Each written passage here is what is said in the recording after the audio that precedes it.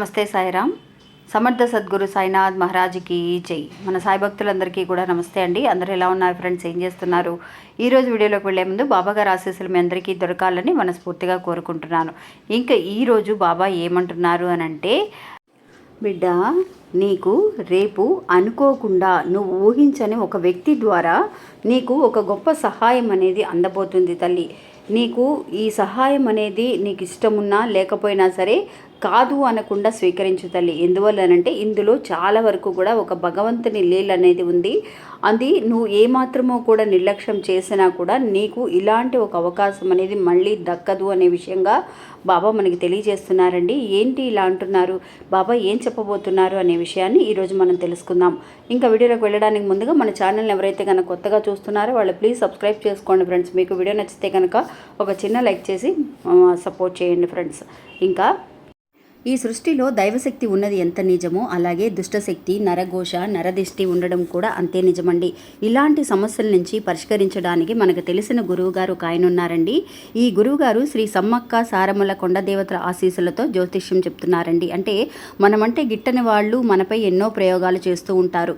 అంటే భార్యాభర్తల మధ్య సమస్యలు కానీ, సంతానం లేకపోవడం కానీ, విద్య, ఉద్యోగం, ప్రేమ, పెళ్లి, నమ్మిన వాళ్ళు మోసం చేయడం, విదేశీ ఆలస్యము, ధనము, గృహము, కోర్టు సమస్యలు, భూత తగాదాలు, భార్య మాట వినకపోవడం, భర్త మాట వినకపోవడం, మీకు ఎలాంటి సమస్యలు ఉన్నా కూడా 100% ఈయన పరిష్కరిస్తున్నారు.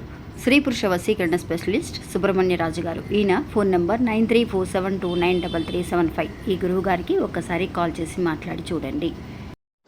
ఇంకా వీడియోలోకి వెళ్దామండి. బిడ్డ, రేపు నీకు ఊహించని విధంగా ఒక వ్యక్తి ద్వారా సహాయం అనేది పొందబోతున్నావు.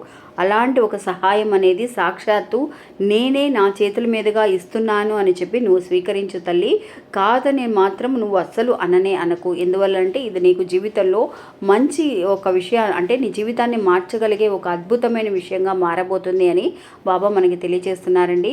నిజంగా అండి, మనకి మంచి మంచి అవకాశాలు మనకు వస్తున్నప్పుడు మనం కొన్ని నియమాలు పెట్టుకుంటామండి. అంటే మనం చదివిన చదువుకి తగిన అవకాశాలు వస్తే మాత్రమే మనం అంగీకరించాలి అని. కొన్ని విషయాలు మనల్ని వెతుక్కుంటూ వస్తూ ఉంటాయి. మనం అనుకుంటాం, నేను చేసిన ఉద్యోగానికి ఈ పని నాకు సెట్ అవ్వదు, ఇది నేను వేరే రకంగా ఎదురు చూస్తున్నాను, నాకు ఇది సెట్ అవ్వదు అని మనం అనుకుంటాము. మనం చేయలేమని మానేస్తూ ఉంటాం. అలాంటి విషయాలు మాత్రమే కాకుండా అండి, కొన్ని విషయాలు మన రిలేషన్స్ ద్వారా, మన ఫ్రెండ్స్ ద్వారా, ఏదైనా ఒక ఫ్రెండ్ వల్ల కొంత గొడవైందనుకోండి, ఆ ఫ్రెండ్ మూలంగా మనకి ఏదైనా ఒక సహాయం అనేది మనకి దక్కినప్పుడు, అయ్యో ఆ ఫ్రెండ్తో నేను మాట్లాడటం లేదు కదా, వాడు నాకు సహాయం చేస్తే నేను స్వీకరించడం ఏంటి, ఒక టైంలో ఒకానొకప్పుడు నన్ను అసహ్యంగా మాట్లాడాడు, చాలా చులకన చేసినట్టు మాట్లాడాడు, వాడు నాకు సహాయం చేయడం ఏంటి అన్న ఒక ఈగో అనేది ఉంటుందండి ఖచ్చితంగా. అది సహాయం అనేది మనకి ఎలా వస్తుందో మనకి తెలియదండి. ఆ సహాయాన్ని మనం స్వీకరించాలా లేదా అన్న సందేహం అనేది కూడా ఒక్కొక్కసారి ఉంటుంది మనకి. అలా కనుక నీకు ఏదైతే కనుక ఒక సహాయం నువ్వు ఊహించని విధంగా ఒక వ్యక్తి ద్వారా నీకు సహాయాన్ని అందజేస్తున్నాను అని బాబా చెప్తున్నారు అని అంటే ఇది నిజంగా జరిగిన ఒక విషయం అండి. ఒక భక్తురాలికి బాబా ఒక సహాయాన్ని అందించడానికి ఒక వ్యక్తిని పంపించారండి. ఆ వ్యక్తి ఎవరు అనేది నేను చివరిలో చెప్తాను. ఆ సహాయం కూడా ఎలా ఉంటుంది అని అంటే అండి, ఇంతకీ తను ఎదురు చూసే ఒక విషయమేనండి. అది రిలేటెడ్గానే బాబాయ్ మనకి అనుకున్న దానికంటే ఎప్పుడు కూడా 10 రెట్లు మంచి చేస్తారన్న విషయం మనకు తెలుసు. కానీ కొన్ని విషయాలు, కొన్ని సందర్భాలలో అది మనకు తప్పుగా అనిపిస్తుంది.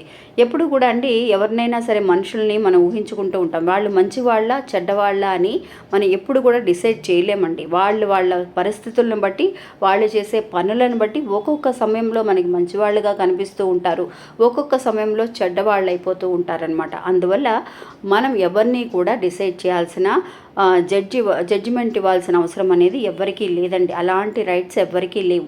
అందువల్ల మనకి అలాంటి ఒక సిచ్యువేషన్ని కల్పించారు అని అంటే కనుక జీవితంలో ముందుకు రావడానికి ఎంత కష్టమైనా సరే మనం పడాలి అని మన పెద్దవాళ్ళు చెబుతున్నారు. మన బాబా దగ్గర నుంచి నేర్చుకున్న ఒక విషయం అదేనండి.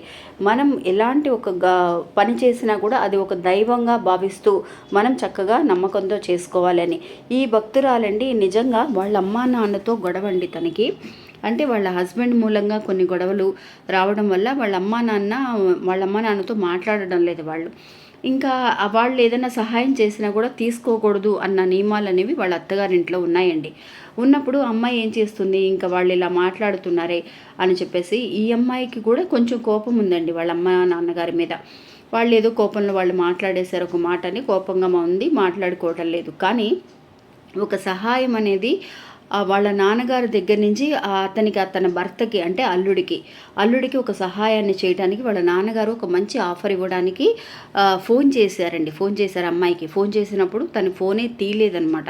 ఒక 4-5 సార్లు ట్రై చేశారు, ఒక 10 సార్లు ట్రై చేశారు. అది చాలా మంచి ఆఫర్, అది అతను మాత్రమే చేయగలడు అన్న నమ్మకంతో వాళ్ళు కొంచెం కోపంగా ఉన్నా కూడా దిగి వచ్చారనమాట. సరే మన కూతురు అల్లుడే కదా, సరే వాళ్ళతో మనం ఎందుకు కోపంగా ఉండడం అని చెప్పేసి ఆ ఆఫర్ని తన అల్లుడి గారికి ఇవ్వడం కోసం ఇస్తే కనుక అతను కనుక అది చేసుంటే చాలా మంచి లాభం వస్తుంది అన్న నమ్మకంతో, అంటే బిజినెస్ పరంగా మంచి అవకాశం అండి. ఆ అవకాశాన్ని ఆ అమ్మాయి ఫోన్ తీయకుండా కోపంతో తను నెగ్లెక్ట్ చేసిందండి. ఎన్నోసార్లు ట్రై చేశారనమాట. వాళ్ళ నాన్నగారు ఇంటికి వెళ్ళారనమాట. కనీసం ఫోన్ తీయట్లేదు కదా, ఇంటికి వెళ్ళి మాట్లాడదామని వెళ్ళినా కూడా అక్కడ ఇంటికి వెళ్ళిన తర్వాత కూడా తను మొహం మీద తలుపేసేయడం, మాట్లాడకపోవడం ఇలా చేస్తూ ఉండేదండి. ఆ తర్వాత తెలిసిందండి వాళ్ళ నాన్నగారు ఎందుకు ఫోన్ చేశారన్న విషయం కూడా తను తెలుసుకోలేకపోయింది. అసలు ఫోన్ తీస్తే కదా తెలిసేది ఎందుకు ఫోన్ చేస్తున్నారో మాట్లాడడానికి అని. వాళ్ళ మీద కోపం అప్పుడు మనం ఏమనుకుంటాం, అసలు మనకి ఇష్టం లేదు కదా వాళ్ళతో ఏంటి మాట్లాడేది అని కట్ చేసేస్తూ ఉంటారండి. అందువల్ల మంచి అనేది, ఒక అవకాశం అనేది మనం ఎదురు చూడని విధంగా ఎటు నుంచి వస్తుందో మనకి తెలియదండి. అందువల్ల ఎలాంటి వాళ్ళు ఫోన్ చేసినా కూడా, ఎంత కోపం ఉన్నా కూడా మనం ఏంటి అని అడగడం అనేది ఆనవాయితీ అండి. నిజంగా అసలు చాలా మంచి విషయం అనమాట అది. ఆ తర్వాత తెలిసిందనమాట, వాళ్ళ అమ్మగారి మూలంగా, ఎవరో ఒక ఫ్రెండ్ మూలంగా తనకు తెలిసింది. వాళ్ళ నాన్నగారు పలానా విషయం కోసమే ఫోన్ చేశారు, తీసి ఉంటే కనుక అతనికి బిజినెస్లో దగ్గర 4-5 కోట్ల విలువ కలిగే ఒక మంచి ఆఫర్ని వాళ్ళ నాన్నగారు ఇవ్వటం కోసమే తన అల్లుడికి తెలియచేయడం కోసం వాళ్ళ అమ్మాయికి ఫోన్ చేశారు అన్న విషయం. అలా గనక నెగ్లెక్ట్ చేస్తే అలాంటి అవకాశం మళ్ళీ రానే రాదండి. నిజంగా వాళ్ళు తెలుసుకొని ఎంత బాధపడ్డారు. మళ్ళీ వాళ్ళ నాన్నగారి దగ్గరికి వెళ్ళి క్షమాపణ అడగడం, వాళ్ళు తెలుసుకున్నారనమాట వాళ్ళ తప్పు ఏంటి అనేది. మనం అనుకుంటాం ఎప్పుడు కూడా కోపమే మనకి ఒక శత్రువు అని పెద్దవాళ్ళు ఊరికే అనలేదండి. అలాంటి కోపం వల్ల మనకి ఏం లాభం లేదు. మన మర్యాదను మనం పోగొట్టుకుంటాం, నెమ్మది అనేది, నిదానం అనేది పోతుంది, మర్యాద అనేది పోతుంది. అందువల్ల అలాంటి కోపాన్ని పక్కన పెట్టేసి మన జీవితంలో ఏం సాధించాలి, మనం తగ్గటంలో వెళ్ళి ఈగో తగ్గించుకొని పెద్దవాళ్ళు కదా అని మాట్లాడడంలో మనం ఏం తగ్గిపోమండి. మన మర్యాద ఇంకా బాగానే ఉంటుంది. అయ్యో ఇన్ని మాటలు అనుకున్న గొడవలు పడ్డా కూడా మా అల్లుడు కూతురు వచ్చి మాతో మాట్లాడుతున్నారు అన్న సంతోషం అనేది వాళ్ళకు ఉంటుందే కానీ ఏమాత్రమూ తగ్గరనమాట. అలాగ ఎవరితో కూడా పంతాలు ఉన్నా కూడా ఎవరైనా సరే ఒక విషయం చెప్పడానికి ఫోన్ చేస్తున్నారు, అది ఏదో ఒక మంచి విషయం అయి ఉండొచ్చు అని అనుకొని పాజిటివ్గా మనం రిసీవ్ చేసుకోవాలి. కానీ నెగ్లెక్ట్ చేయగలిగితే కనుక నిజంగా మనం ఎంతో నష్టపోవాల్సి వస్తుందండి. అలాంటి సిచ్యువేషన్లో ఎవరైనా ఉంటే కనుక ఖచ్చితంగా మార్చుకోండి అని చెప్పి బాబా మనకి ఈ వీడియో ద్వారా తెలియజేస్తున్నారండి. తల్లిదండ్రుల దగ్గర తగ్గడం అనేది చాలా ముఖ్యమండి. భగవంతుడు సంతోషిస్తాడనమాట ఇలాంటి విషయాలను మనం చేస్తూ ఉంటే. ఇంకా ఇది ఫ్రెండ్స్ ఈరోజు వీడియో. ఈ వీడియో కూడా మీ అందరికీ ఒక నమ్మకాన్ని, ధైర్యాన్ని ఇస్తుందని అనుకుంటున్నా. నచ్చితే కనుక ఒక చిన్న లైక్ చేసి సపోర్ట్ చేయండి. నమస్తే, సాయిరామ్.